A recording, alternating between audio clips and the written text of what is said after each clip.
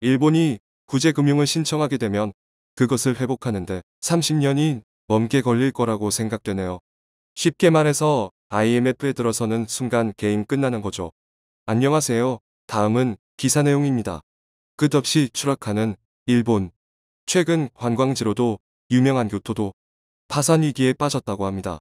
심지어 내년 국가 부채는 1천조 엔을 바라본다고 하는 상황. 상상 초월의 빚 때문에 일본은 IMF 구제금융까지 요청해야 할 대위기라고 하는데요. 현재 일본 경제의 처참한 상황과 계속해서 한국에게 밀리는 일본의 실태에 대해 지금부터 자세하게 설명해 드리겠습니다. 마을에 도착한 이는 스산한 기운에 흡칫 놀랐습니다. 입구에서부터 느껴지는 꺼림칙한 기운을 떨치고 마을 깊숙이 들어가자 그는 충격에 빠질 수밖에 없었습니다. 분명히 사람이 살고 있는 마을이라고 들었지만 개미 한 마리도 안 보일 만큼 거리를 돌아다니는 이들이 없었기 때문입니다. 문을 닫고 있는 가게들이 질비한 거리에서 그는 이 마을이 정상적이지 않다는 것을 알게 되었죠. 일본의 관광도시이자 화려한 이미지로 유명했던 일본 홋카이도의 유바리시, 일본 지방자치단체 사상 최초로 파산 신청을 한 곳은 2021년에도 여전히 붓이 꺼진 유령 도시나 다름없었습니다. 1960년대만 해도 유바리시는 인구 12만 명이 살고 있는 거대 탄광 도시였습니다. 하지만 친환경 기조로 에너지 산업이 옮겨가면서 석탄 생산이 중단되었고 그 이후로 유바리시는 쇠퇴했습니다. 일본인들에게 있어 최고급 멜론 산지로도 유명한 이곳은 생존을 위해 관광도시로 모습을 바꾸며 대형 놀이공원은 물론이고 영화 세트장까지 지으며 무리한 확장을 시도했죠. 처음에는 대단한 반향이 일어났습니다. 유바리시를 찾아서 멜론을 먹고 시내를 구경하는 것이 인기 관광 상품이었던 시절이 있었죠. 그러나 관광하는 사람들이 점점 줄어들었고 이를 방지하기 위해 볼거리를 늘리는 악순환이 일어났습니다.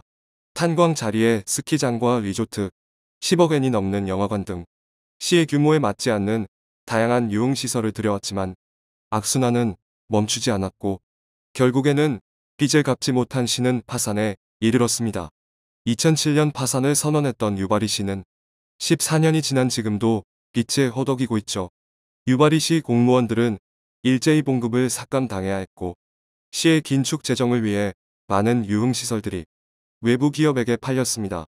그럼에도 불구하고 흑자 재정을 거두지 못했죠. 지금은 흉물이 된 시설도 철거할 비용이 없어 내버려둘 정도로 일본 정부의 보조금 없이는 시설이 돌아가지 않을 정도입니다. 숨만 붙어 있는 상황이라 할 수 있죠. 그런데 작은 탄광 도시인 유바리시만이 아니라 초대형 도시인 교토가 유바리시와 마찬가지로 파산할 수 있다는 보도가 나오면서 그동안 일본이 감추고 있었던 빚의 전모가 조금씩 드러나기 시작했습니다. 수많은 사람들에게 일본의 대표적인 관광도시로 꼽히는 교토. 교토를 대표하는 관광지인 기요미시다라는 수만 명의 사람이 매년 들릴 정도로 유명한 장소이죠. 인구나 경제 역시도 안정적이라 평가받았던 교토. 그러나 속내를 살펴보니 심각한 재정 적자를 앓고 있었던 것이 드러난 것입니다. 교토시의 예산 규모는 약 17조 원인데요. 일본 내 대도시 가운데 6위에 해당할 정도로 세수가 많은 곳입니다. 그러나 2005년부터 발생한 적자를 메꾸기 위해 교토는 조금씩 빚을 지기 시작했고 현재 2021년에 이르러 빚이 쌓여 있다는 사실이 드러났습니다. 2025년에 이르러서 교토시의 재정 적자는 총 2조 9천억 원에 이를 것으로 전망했죠. 세수도 많이 거치고 관광객도 많은 이 도시가 적자를 겪은 이유는 방만한 경영과 법을 당시 지어졌던 시설의 적자 누적이 원인이었습니다. 화려했던 버블 경제 시절 교토는 하루 승객이 18만 명에 이를 것으로 내다보고 도시 규모와 어울리지 않는 지하철을 건설하기에 이릅니다. 하지만 예측과 다르게 18만 명이 찾는 일은 없었고 지하철 적자는 매년 수백억 원씩 쌓이기 시작했습니다. 더군다나 고령화 사회로 접어든 일본은 고령자에게 경로 승차권 혜택을 주었는데요. 일정 나이를 넘은 노인은 무료로 교통시설을 이용할 수 있는 권리입니다. 교토 시내의 고령자 숫자가 증가하면서 무료로 지하철을 이용하는 인구도 늘어났죠. 이외에도 무료 보육 시스템을 비롯한 버블 경제 시절 지은 구조물들이 막대한 빚으로 돌아오게 되면서 교토는 스스로 위기를 자초했습니다. 2020년부터 시작된 코로나 역시 심각한 위기를 초래했습니다. 그동안 부족한 세수를 관광업으로 메꾸었던 교토의 민낯이 드러나게 된 것이죠. 교토시는 파산을 막기 위해 공무원들 월급을 깎고 시설 유료화 전환, 고령자들 나이 연령을 높여 세수 확보에 나섰습니다. 그러나 갑자기 사라진 혜택에 반발하는 이들이 늘어나 저항을 받게 되었고 교토는 순식간에 혼란에 빠졌다고 합니다.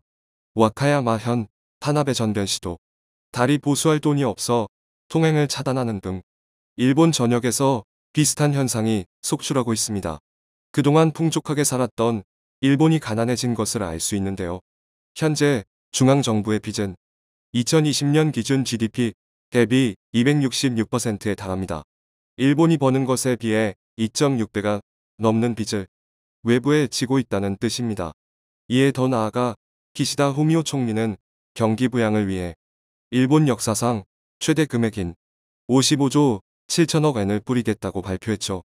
버블 경제 시절에도 상상하지 못한 규모의 액수를 경기 부양만을 위해 뿌리겠다고 발표한 이번 선언에 전 세계가 경악했죠. 이미 재난지원금 명목으로 엄청난 돈이 들어갔는데 이보다 더 많은 금액을 경기 부양을 위해 뿌리는 것은 의미가 없다는 지적이 곳곳에서 나왔는데요. 일본 정부는 미국이 양적 완화 정책을 위해 달러를 뿌리는 것처럼 일본도 미국의 흐름에 발맞춰야 한다고 답변하며 걱정할 것이 없다고 말했죠. 오히려 미국처럼 정부가 빚을 지는 것은 자연스러운 현상이라고 일축했습니다. 이런 호언장담과 다르게 지금 일본은 터지기 직전 상황이라 할 수 있죠.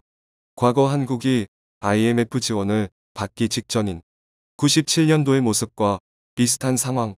IMF 역시 일본 경제가 위험하다고 말하며 2060년 일본은 지금보다 GDP의 25%가 감소될 것이라며 일본 경제를 심각하게 진단했죠. 실제로 정부 부채 1위를 몇 년째 고수하는 일본을 지켜보는 단체들이 많습니다. 국제 신용평가 단체 무디스는 일본을 A1 등급으로 분류해 한국과 달리 일본은 펀더멘탈 기초 여건에 있어 부탄 요소가 있다고 하는 상황. 기시다 총리의 긴급 구제 비용이 들어간다면 걷잡을 수 없이 파산의 길로 들어갈 가능성이 높습니다. 이렇게 된다면 IMF 구제 금융을 일본이 요청할 수도 있게 되죠. 도쿄올림픽과 코로나의 여파 역시 일본 경제를 위압하는 요소입니다. 일본 경제의 주춧돌로 평가받는 자동차 업계가 감산을 발표하면서 실질 국내 총생산 GDP 0.3조에서 0.6조 엔이 줄어들 예정인데요. 도요타의 경우 부품 부족을 선언하며 14개 공장 가동을 일시 중지. 생산 대수 역시 당초 계획보다 76만 대를 줄이며 생산 계획도 수정에 들어갔습니다. 혼다 역시 감산 규모를 늘리며 자동차 업계 전반으로 부토항이 번지고 있습니다. 일본의 자랑이었다가 현재 일본의 수치로 변한 도시바 역시 사업을 3개로 분할하겠다고 밝혀 일본 사회 전체에 충격을 줬습니다. 한때는 세계를 호령했던 도시바의 몰락은 일본 경제의 수축을 의미하는데요. 도시바는 미국 웨스팅하우스를 3배나 비싸게 주고 샀지만 웨스팅하우스가 대규모 적자 및 파산을 선언하면서 그 손해를 떠안아야 했습니다. 결국 손해를 막기 위해 핵심 분야인 랜드 플래시 메모리를 외국에 팔면서 파산을 겨우 피할 수 있었습니다. 도시바를 이끄는 경영진의 무능도 한몫했지만 신사업을 꾸릴 만한 아이디어도 없었고 이를 뒷받침할 체계도 없었던 것이 결정적이었습니다. 도시바라는 큰 규모를 이끌 만한 사령탑이 없었던 것도 문제였습니다. 이런 와중에 일본은 성장한 한국을 견제한다고 반도체 분야에 치명적인 소재, 부품, 장비 분야 규제에 나선다고 말하며 한국을 압박하려고 했으나 결과적으로 한국은 아무런 타격을 입지 않았죠. 오히려 소부장 분야에서 일본에게 독립하면서 더 향상된 제품을 만들었습니다. 예전 같았으면 일본에게 기었을 한국이 오히려 일본을 압박하며 규제해도 아무렇지 않은 모습에 일본 언론들마저도 한국을 다시 봐야 한다며 한국의 달라진 위상을 극찬하는 모습을 보였습니다. 이제는 실질 임금도 한국에게 추월당해 버블 경제 이후 계속 침체된 30년간 일본은 아무런 발전이 없이 제자리 상태였다는 것을 일본 국민들도 체감하고 있죠. 90년대의 향수에 젖어 아직도 자신들이 선진국이라 착각하는 일본. 과연 IMF 지원을 받으며 빚을 갚아야 할 때가 다가온다면 여전히 자신만만한 모습을 보일 수 있는지 기대가 됩니다. 청중의 일부 의견. 이놈들 IMF 쳐 맞을 징후가 되면 도와주지도 말고 한 푼이라도 외상이 있으면 다 거둬들여라. 아울러감 나가는 일본 기업. 시설재 건물들, 토지 등을 몽땅 사들여야 한다.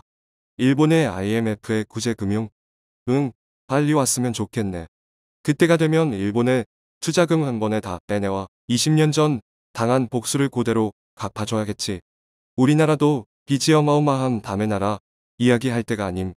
과거 우리의 IMF를 기억하고 우리 경제의 허약한 상황이 어디 있는지 찾아보완하고 재정의 안정적 운영이 되어야 하는데 특히 연금의 고갈을 걱정 정리시킬 정치가 필요하며 국민도 국가 운영의 대세에 양보하는 생각이 필요하다고 봅니다. 지금 당장이라도 정리가 필요합니다.